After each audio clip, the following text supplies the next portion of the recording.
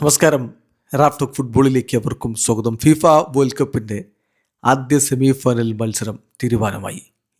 അത് ഫ്രാൻസും സ്പെയിനും തമ്മിലായിരിക്കും. അതൊരു തീപ്പൊരി കളിയാവും എന്ന കാര്യത്തിൽ തർക്കമേ വേണ്ട. സ്പെയിന് ബെൽജിയത്തെ പരാജയപ്പെടുത്തിക്കൊണ്ട് ഇതാ സെമി ഫൈനലിലേക്ക് കടന്നിരിക്കുന്നു. അതേസമയം ഫ്രാൻസ് ആവട്ടെ മൊറോക്കോക്കെതിരെ ഏകപക്ഷീയമായ 2 ഗോളിൻ്റെ ആധികാരികമായ വിജയവുമായിട്ടാണ് സെമിയിലേക്ക് കടന്നിരിക്കുന്നത്.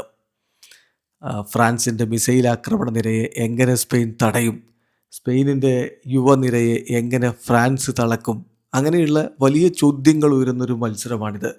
ഈ മത്സരം എന്ന് നടക്കും, എപ്പോൾ നടക്കും എന്നുള്ളതാണ് ചോദ്യം. നമുക്കറിയാം, കളി ഇന്നത്തോടുകൂടി ക്വാർട്ടർ ഫൈനൽ മത്സരങ്ങൾ അവസാനിക്കുകയാണ്. ഇന്ന് രാത്രി ഇന്ത്യൻ സമയം 2:30 എന്ന് പറഞ്ഞാൽ സാങ്കേതികമായിട്ട് നാളെ പുലർച്ചെ 2:30 ഇംഗ്ലണ്ടും നോർവേയും തമ്മിൽ ഏറ്റുമുട്ടുന്നുണ്ട്.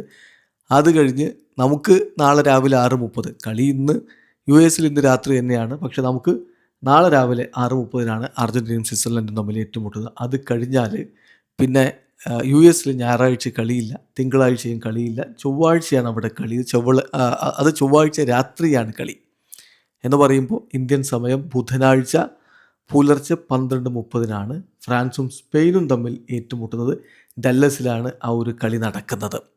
എന്തായാലും അതൊരു തീപ്പൊരി കളിയായിരിക്കും.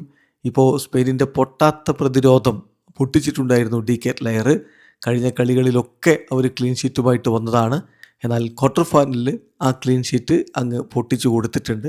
ബട്ട് ഒടുവിൽ സ്പെയിൻ തന്നെ വിജയിച്ചു. ആ പൊട്ടിയ കോട്ട ഫ്രാൻസിൻ്റെ മിസൈൽ ആക്രമണ നിര ഇടിച്ചു നിരത്തുമോ എന്നാണ് ഇനി അറിയേണ്ടത്. വീഡിയോ അവസാനിക്കുന്നു. ഫുട്ബോൾ ലോകത്തെ കൂടുതൽ വിശേഷങ്ങളുമായി റഫ്ലക്സ് എത്താം.